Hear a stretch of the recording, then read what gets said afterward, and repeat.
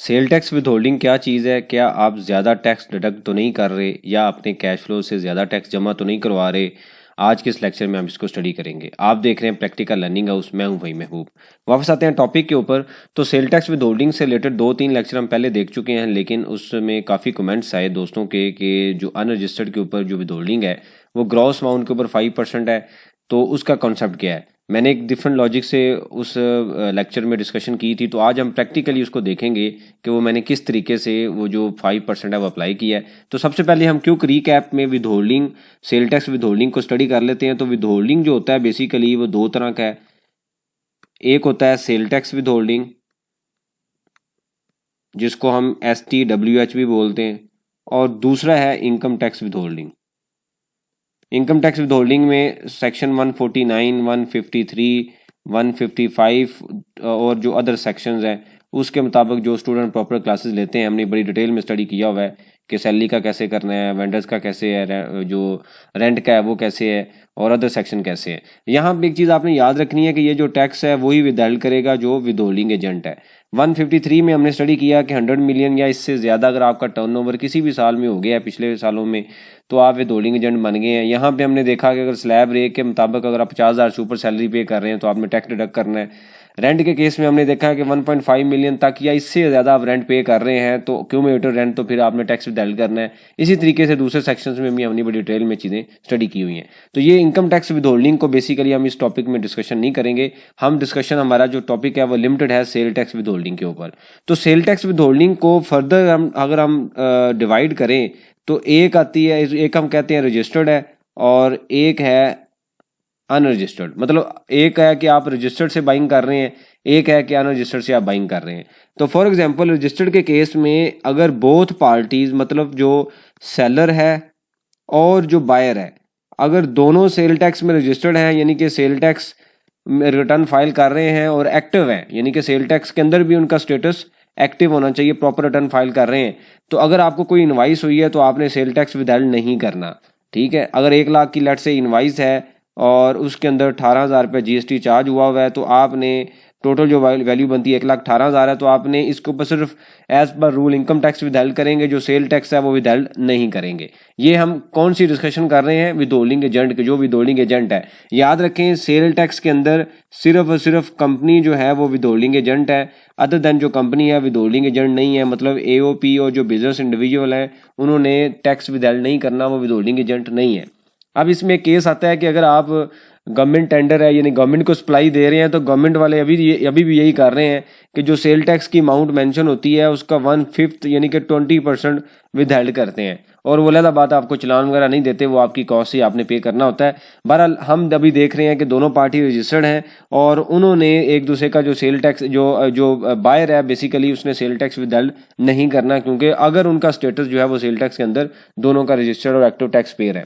अच्छा, अब आता है अनरजिस्टर्ड के ऊपर। यही हम एग्जांपल लेते हैं कि अगर एक पार्टी है जो कि एक सेलर है और आपने किसी सेलर कौन है, मतलब अनरजिस्टर्ड है, और आपने उनसे चीज़ें बाय की हैं, तो जब सेलर बाय करेगा, यानी कि सेलर ने कोई चीज़ आपको सेल की है, इनवाइस की है, तो वो यही इनवाइस, वो इसी का एग्जांपल हम लेते हैं कि 1 लाख की इनवाइस है और 18,000। अच्छा, बल्कि हम इसको आप इस तरीके से समझें कि हमने जो कॉन्सेप्ट स्टडी किया है ना, जो रूल है वो ये है कि ग्रॉस अमाउंट के ऊपर जो बायर है उसने 5% विदहोल्ड करना है।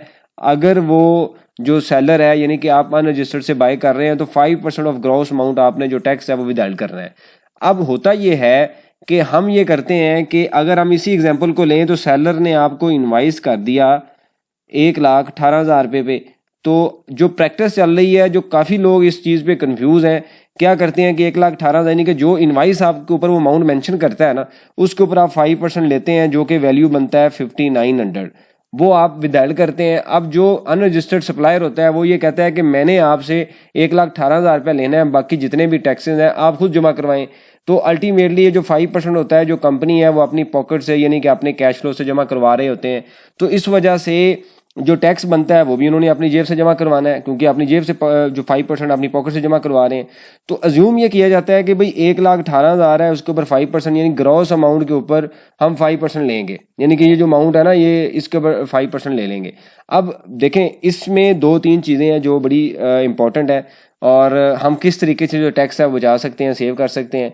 कुछ लोग तो ऐसे करते हैं कि 1,18,000 है, इसके ऊपर 18% लेके उसका ग्रॉस अमाउंट बनाते हैं और 5% लेते हैं। लेकिन मैं आपको इससे पीछे लेके जा रहा हूँ जो प्रैक्टिकल हो रहा है, और हम एक एग्जाम्पल के थ्रू मैं उसको प्रूव भी करता हूँ कि 5% कैसे कम है। देखें, जब इस सेलर ने ये आल्दो सेल टैक्स के अंदर रजिस्टर्ड नहीं है, जब इसने चीज़ें परचेज की होंगी तो इसने कहाँ से परचेज की होंगी? इस पार्टी से। लेट से ये पार्टी डिस्ट्रीब्यूटर है, तो डिस्ट्रीब्यूटर जब आपको चीज़ सेल करेगा तो वो इंक्लूडिंग जीएसटी सेल करेगा। और अगर तो आप रजिस्टर्ड होंगे तो ये जो 18,000 है आपके लिए इनपुट टैक्स हो जाएगा। अगर आप रजिस्टर्ड नहीं होंगे तो ये जो 1 लाख जो 1,18,000 होगा ये आपके लिए कॉस्ट हो जाएगी टोटल। अगर आप रजिस्टर्ड हैं तो 18,000 इनपुट हो जाएगा और 1 लाख आपके लिए कॉस्ट होगी। लेकिन अगर आप रजिस्टर्ड नहीं है तो आपको क्या लगे सेल टैक्स क्या है? आपने तो ये देखना है कि भी 1,18,000 रुपये की चीज़ आई है, ये मेरी कॉस्ट है और मैंने आगे देखना है मैंने कितने की बेचनी है। अब आप मार्केट में अगर आप ये कहें कि जी मैं रजिस्टर्ड नहीं हूँ सेल टैक्स में, मुझे 18% चार्ज ना करें, तो ऐसा तो पॉसिबल नहीं है। आप मार्केट में जाएं ज़रा किसी भी जगह पे कोई चीज़ लेने के लिए, आप उनको कहें कि जी मैं सेल टैक्स में रजिस्टर्ड नहीं हूँ, अगर इंक्लूडिंग सेल टैक्स 1,18,000 की चीज़ है तो मुझे आप एक काम करें 1 लाख की दे दें, सेल टैक्स चार्ज ना करें। तो ऐसा होगा? ऐसा कभी भी नहीं होगा, क्योंकि वो जो इस तरीके से तो पैरेलल इकोनॉमी डेवलप होगी, यानी कच्ची और पक्की इनवाइसेस वाला जो कॉन्सेप्ट है, तो कभी भी डिस्ट्रीब्यूटर ऐसे नहीं करेगा। आल्दो होता होगा लेकिन आम जो सिचुएशन है उसमें नहीं होता।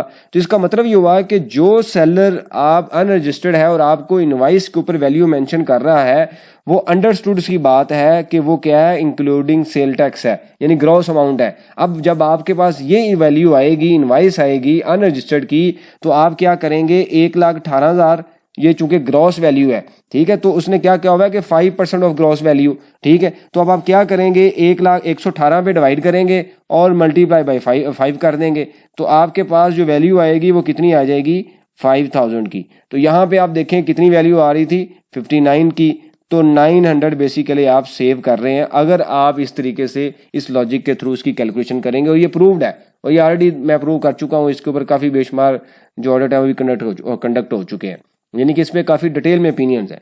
मैंने आपको प्रूव ये किया है कि अगर तो ये बंदा सेल टैक्स के बगैर इनवाइस ले रहा है, ठीक है, और ये हम नहीं ज्यूम कर सकते, हम यही ज्यूम करेंगे कि ये इंक्लूडिंग सेल टैक्स है, क्योंकि आप एफबीआर को क्या कहेंगे कि बंदा जनाब कच्ची इनवाइसों पे काम कर रहा है, कच्ची इनवाइसें ले रहा है। ऐसा तो नहीं होता, वो चोरी तो चीज़ें चलती हैं, लेकिन एफबीआर को तो नहीं हम कह सकते। तो हम यही ज्यूम करते हैं कि ये जो इनवाइस है वो इंक्लूडिंग सेल टैक्स है और ग्रॉस अमाउंट का 5% आपने विदड्रॉल करना है। तो हम क्या करेंगे? ये जो ग्रॉस अमाउंट है इसका 5% बेसिकली लेना है, इसके ऊपर 5% नहीं लेना। तो मैं डिवाइड करूंगा 118 पे, मल्टीप्लाई 5 कर दूंगा। अब जो सेल टैक्स का रेट है वो डिफरेंट हो सकता है। अगर मैंने 18% ज्यूम किया, हो सकता है रिड्यूस रेट में 5 हो, 8 हो, 10 हो, कुछ भी हो सकता है, तो आप वही ज्यूम करेंगे। तो इस तरीके से आप जो हर ट्रांजैक्शन के ऊपर जो टैक्स है वो बचा सकते हैं। अगर आपकी साल में बाइंग ज़्यादा है और आप रजिस्टर से ज़्यादा बाइंग करते हैं और अपनी जेब से जमा करवा रहे हैं, तो आप एक ट्रांजैक्शन पे अच्छी खासी जो अमाउंट है, तकरीबन 8 से 10% की जो वैल्यू है वो बचा सकते हैं। इस लॉजिक को फॉलो करें। मैंने बड़ी डिटेल में कोशिश की है कि आपको प्रैक्टिकली एक्सप्लेन किया है। इससे रिलेटेड कोई क्वेश्चन हो, कमेंट्स हो, आप मेंशन कीजिए, उसके ऊपर हम डिस्कशन करेंगे ताकि जो लर्निंग का प्रोसेस है ये कंटिन्यू रहे। थैंक यू वेरी मच, जज़ाकल्लाह।